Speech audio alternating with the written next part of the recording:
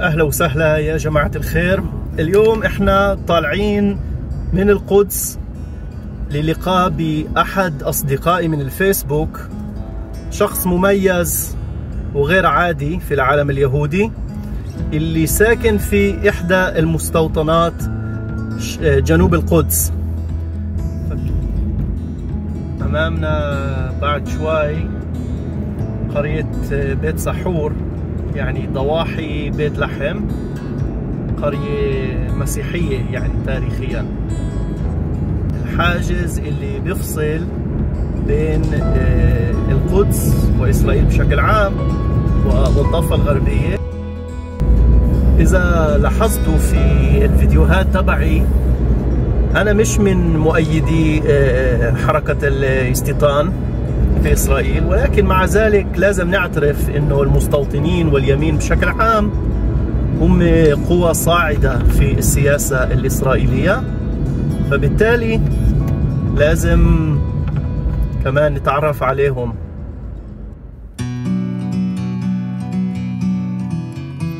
هلا وصلنا للبيت.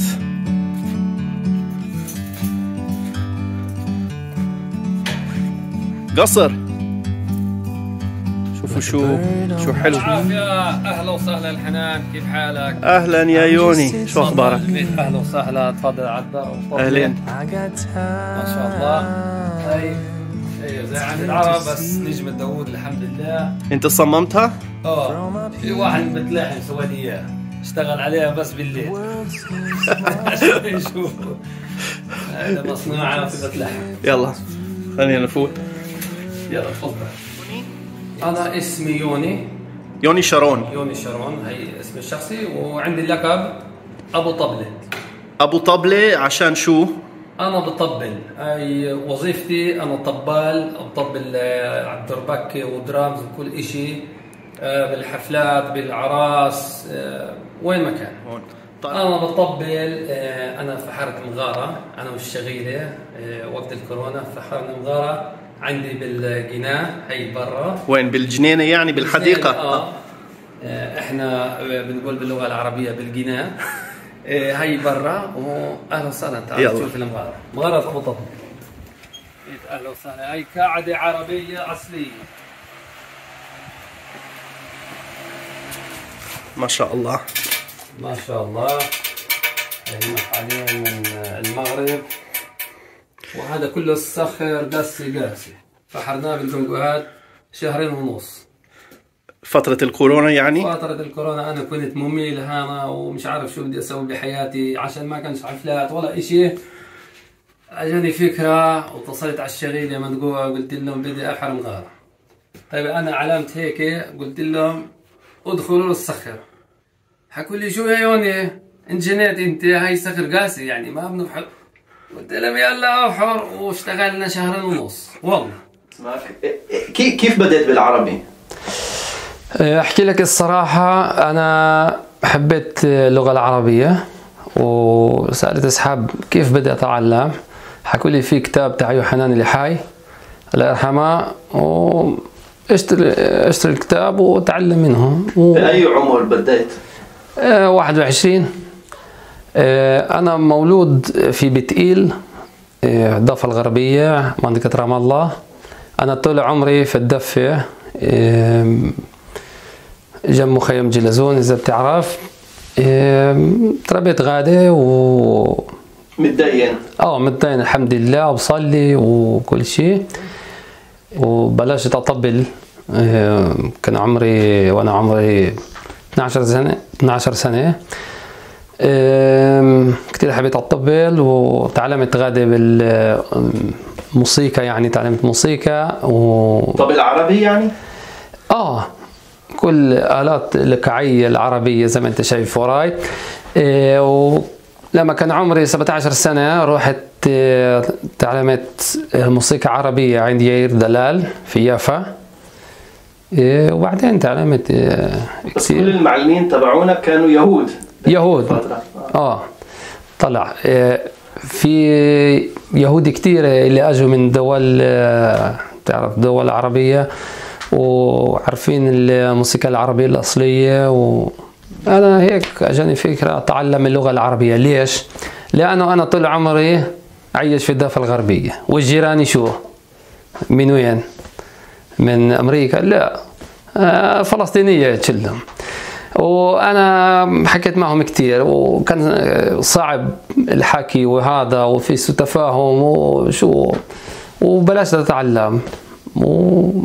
يعني زي ما بتقول اللي بيستحي من بنت عمه، يعني هيك تعلمت. يعني كل مرة لما شايف واحد كيف حالك، صباح الخير، صباح النور، كيف حالك، شو أخبارك، هيك وبنحكي. وتعلمت من الكتاب. بس أحسن طريقة لتعليم اللغة هي المخالطة طبعا، وأنا هيك اتخلطت مع ناس ومظبوط. يلا طبلنا، يلا نسمع شوية موسيقى.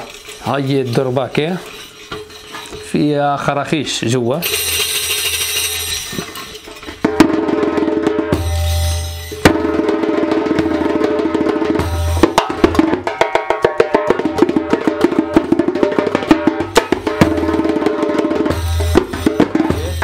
هي الدف، احنا بنسميها باللغة العبرية طف مريم، عشان مريم أخت موسى وهارون بعد خروج بني إسرائيل من مصر هي أخذت الطبلة وطبلت مع النسوان، وعشان هيك احنا بنسميها طف مريم.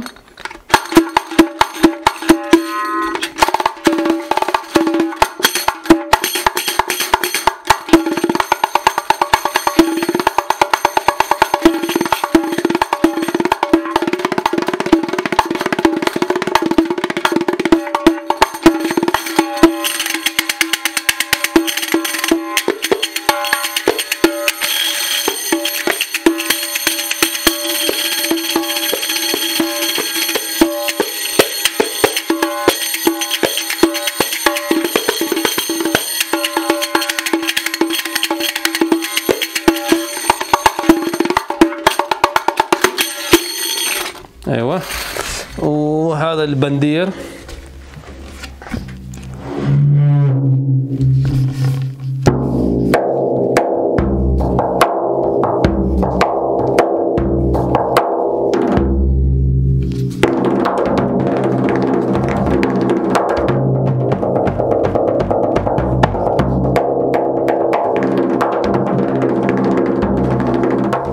وفي المعلقتين.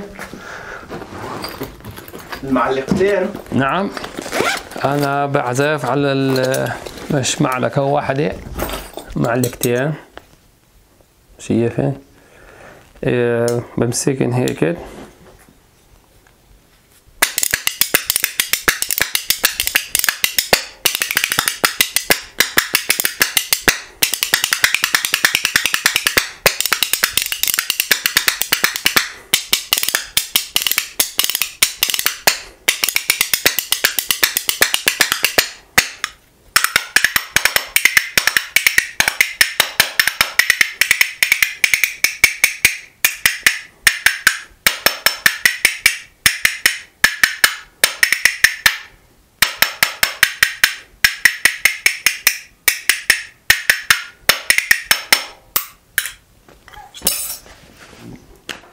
طب شخصية أبو طبلة هاي، يعني شخصية فكاهية يعني كومية، بلشت إمتى يعني الفكرة هاي؟ والله قبل 2.5 سنين لما بلش الكورونا، فترة الكورونا زي ما قلت لك أنا كنت ممل، قاعد في الدار ومش عارف شو بدي أسوي، وناس قاعدين في بيوتهم ومش عارفين شو بسووا.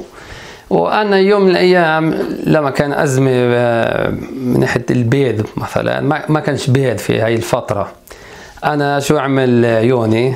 أنا روحت أشتري بيض من وين؟ رحت أنا على البلد على زعترة واشتريت بيض. وفي إسرائيل ما كانش بالمرة، لأنه هنا في كورة هنا كل واحد عنده دجاجات، دجاج جنب البيت. وهذا اشتريت منهم وكان عندي يعني يمكن 60 بيضة، وأنا سويت فيلي أنا أبو طبلة.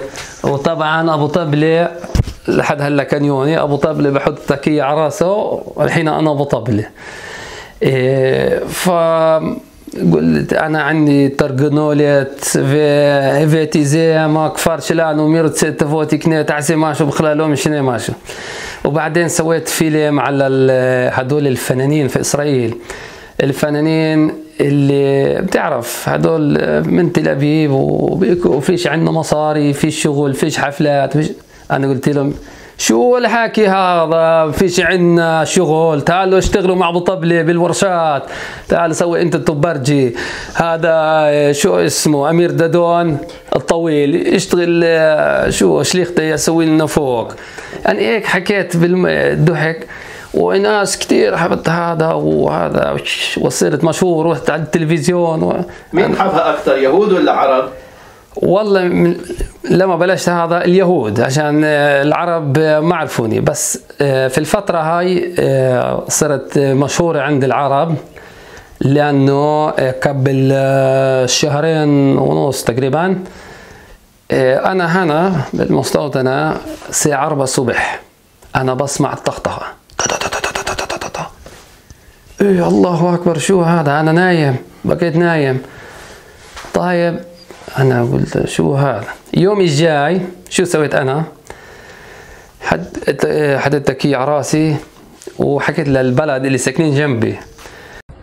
هلا عافية، مساء الخير أهل زعترة، والله أنا يهودي اللي ساكن جنبكم، ومبارح الساعة 4 الصبح والله العظيم سمعت تختخة، يعني من جهتي مش مشكلة، إذا بدكم تدخل لبعض تدخل لبعض، أهلا وسهلا، بس في شو 4 ليلة 4 الصبح حرام، أولاد نايمين، إذا في مجال سووا لنا معروف تدخل لبعض، بس لحد الساعة 10 إحنا بنكون مبسوطين، ويا ريت جبل الفرديس يقلب حلاوة والبحر الميت زيت، يديكم العافية.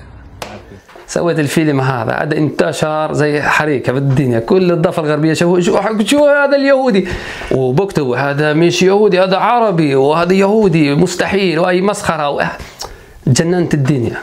وفي منهم شو بيحكوا، الحق معه شو ليش بتطخوا 4 الصبح، وكل احترام إله. أنا شايف يعني ايش بكتبوا بالعربي، أنا بقرأ عربي. أنا أول إشي لما كنت ساكن في منطقة رام الله اشتغلت مع عمال من مخيم جلازون. طيب العمال أنا كنت حرس بالورشة، ورشة بونا، أنا بس جوازت كنت حرس بالورشة، بتعرف أنا كل ورشة في حارس، أنا كنت حرس. وحكيت مع العمال، أنا أخذت الكتاب تاع حنان اللي حاي، وإذا في إشي مش واضح أنا رحت لعند الشغيلة، معلم شو هاي، شو المعنى هاي، وهذا هيك تعلمت. وهدول بيحكوا هيك، شو الكلمة بتحكي هيك، وتعلمت احكي زي الفلاحين. في هاي الفترة حكيت زيهم، بس بعدين قالت على المنطقة تتعامره، والمثل بيقول اللي بعشر قوة مان 40 يوم بصير منهم. صيرت يعني مش منهم بس اللهجة زيهم. شين عنا التعامري بيقول له شين علي، طلع علي، شنيت. في يهود اللي بيفهموش القصة ابو طبلة، انه هي ضحك، يعني انا بضحك على الدنيا، بضحك على اليهود، بضحك على العرب، بضحك على ابو مازن، بضحك على نتنياهو، بضحك على البنت، كلهم بضحك، السكلانس، شو كله مخلوط. طيب في يهود بيفكروني عربي، يقول له شو انت ارجع لبلدك، ومين انت، وهذا وانا بكتب لهم شغلات مضحك.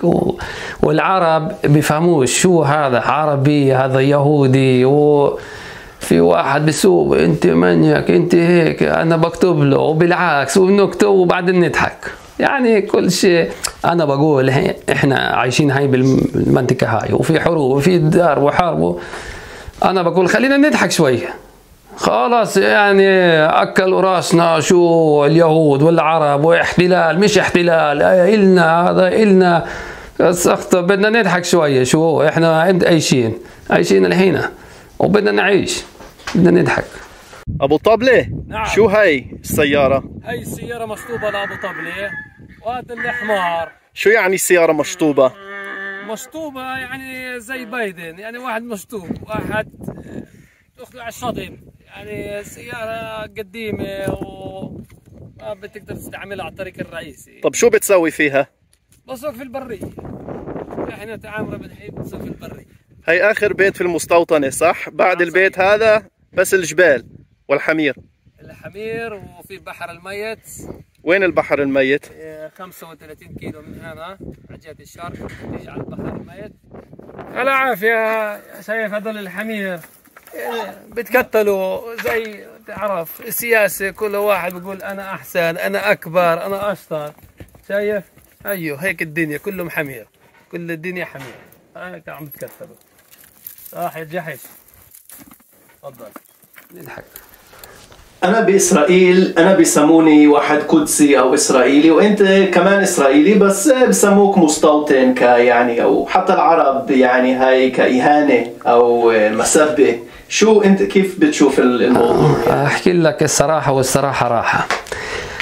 من ناحية العرب هي الفرق بين اليهود والعرب. من ناحية العرب أن اليهودي اللي ساكن في الضفة الغربية مستوطن، واليهودي اللي ساكن في تل أبيب مستوطن. بتشوف كل القناة التلفزيونية وهذا احنا أنا مستوطن وانت مستوطن من ناحية العرب. بس عند اليهود في فرق، في فرقية، بقول له هذا مستوطن هذا مش مستوطن. بس من ناحية العرب كل اليهود اللي ساكنين هنا بين البحر والأردن مستوطنين، فيش فرق.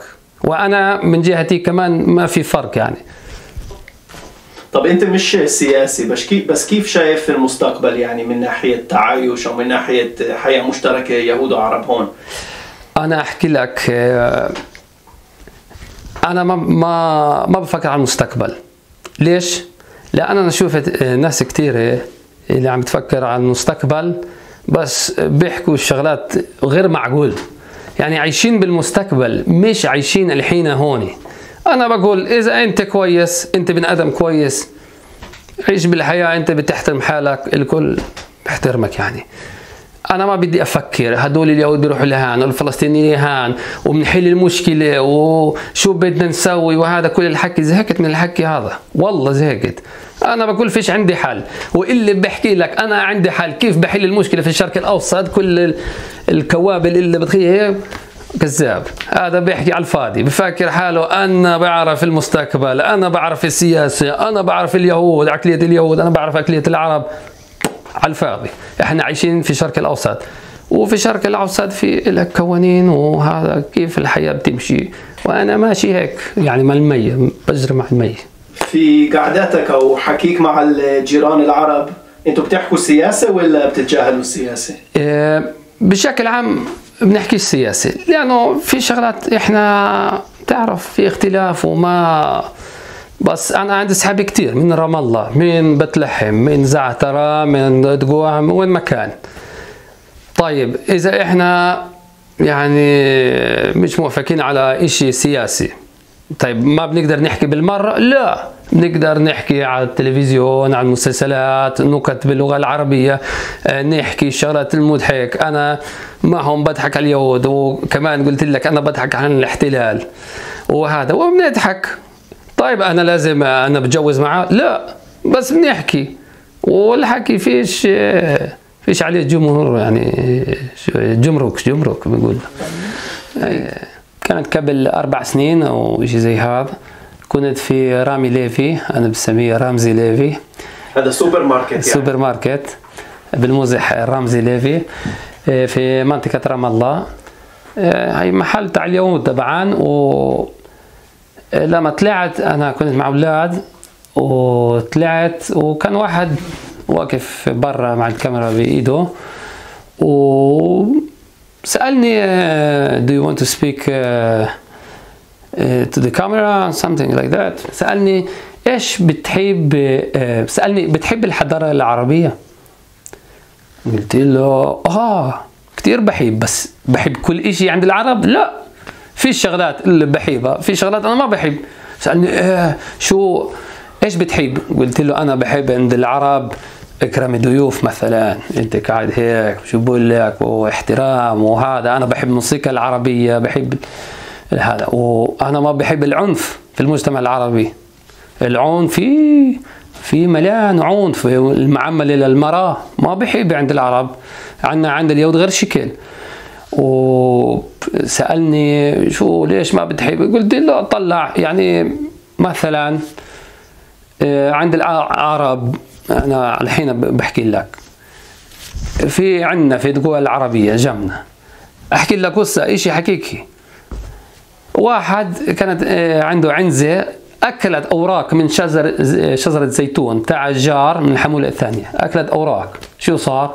بيجي ثاني بحكي له ليش بتاكل أوراق الزيتون؟ بحكي له ليش؟ مين أنت؟ مين أنت؟ شو؟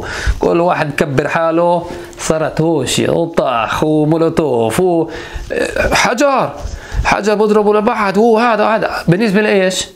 أوراق الزيتون.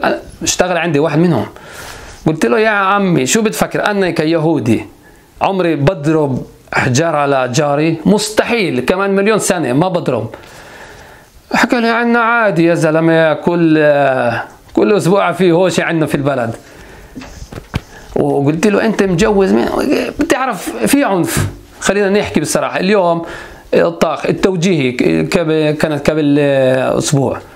شو بصير بالتوجيه؟ كل البلد طاخ طاخ طاخ، لعب نارية. ليش هذا؟ عند اليهود واحد بياخذ يعني 100 بالامتحان، شو بسوي؟ بروح مع امه على القهوة ماكلين اوراق مش عارف وبوذا والسلام عليكم كل احترام عليك. عند العرب اذا في واحد فاشل بالامتحان شو بسوي؟ بطوخ تا تا تا تا. اذا نجاح شو بسوي؟ بطوخ تا تا تا. يعني الكل بطوخ. شو اي عنف يا زلمه. على كل حال مع شو اسمه كوري حكينا شغلات كتير. حكينا بالنسبه بتدخل على الكرة العربية ما بتدخل. قلت له في محلات بدخل، في محلات إذا أنا بدخل كيهودي لابس تقية أنا بطلعش من غادة. وقلت له العرب داخلين على المستوطنات، داخلين كل البيوت عندنا بالمستوطنة من بناهن عرب. أنا بالمستوطنة عادي وفيش خوف ويعني بليفوا أنا عادي. أنا بقدر أروح عندهم؟ لا، عشان بذبحوني. وقلت له شو انت يعني انا بقدر اروح على المخيم بلاطه؟ حكى لي لا. وهاي العربيه اللي كانت معه سالتني شو انت يهودي ولا فلسطيني؟ مين انت؟ قلت لها انا يهودي. شو كيف تحكي واحد؟ انا قلت له طلع اليوم انت مثلا بتروح الضفه الغربيه، انا بعرف لان انا بشتغل مع العرب وبعرف اللي على الطاوله وكمان اللي تحت الطاوله. روح انت الحنان اسال هنا في الضفه الغربيه مين بده هويه زرقاء اسرائيليه مع نجمه داوود وتاع دوله اسرائيل دوله الاحتلال؟ مين بده هويه الاحتلال؟ 99% بيحكي لك بدي. اذا مش على الطاوله بيحكوا لك، من تحت الطاوله بيحكوا لك ايش بدك بعطيك حتى تجيب لي هويه زرقاء هويه الاحتلال. ولا اشتغل عندي هنا في البيت هذا، اشتغل عندي واحد فلسطيني اردني مولود أردن، أجي هون قبل سنة ونص. طيب قلت له من وين حضرتك؟ حكى لي أنا أصلي أردني. قلت له مليون أهلا وسهلا تفضل. إيه شو شربنا قهوة مع بعض. قلت له يا عمي ليش جيت هنا على فلسطين؟ بالنسبة لإيش يعني أنت عايش في الأردن؟ حكى لي في الأردن والله فيش إشي، فيش حركة، فيش شغل. حكى لي أنا كنت بكيش دبان شوفير فرشي ولا إشي، فيش من ناحية الاقتصاد وهذا. بحكي أنا جيت على الضفة الغربية طبعا عند الفلسطينية. شوف السيارات يا زلمة، كل بليت عنده لاند كروزر. شوف السيارات كل واحد شو هذا، يعني عايشين زي ملوك هنا في الأردن ولا إشي. بس قلت له يا عمي هنا في عندك احتلال والعضو صهيوني وهذا. حكى لي انسى يا زلمه، اذا انت كويس انت بن ادم ماشي طريق المستقيم ما حدا بيحكي معك. وقلت له صح يعني، وبحب عيش هنا في فلسطين تحت الاحتلال مليون مره من الاردن. وهي الوضع، بس هاي اشي اللي ما بنحكى، فاهم؟